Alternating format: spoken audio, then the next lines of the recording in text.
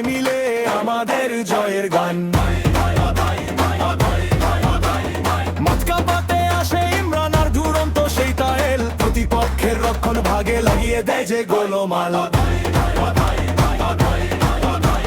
সাবের জাহাঙ্গীর যখন নুরমিয়া বল নিয়ে দে দৌড়, গেলালি ফেটে পরে উল্লাসে ওঠে খুশি সুর।